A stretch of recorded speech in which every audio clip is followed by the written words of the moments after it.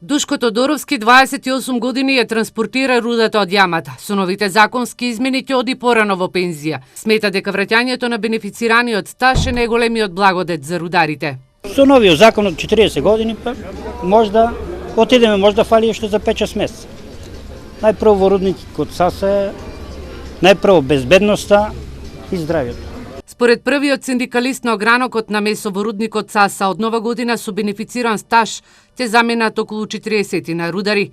Министерката за труд и социјална политика Мила Царовска вели дека законските измени ќе важат од 1 јануари 2019 година.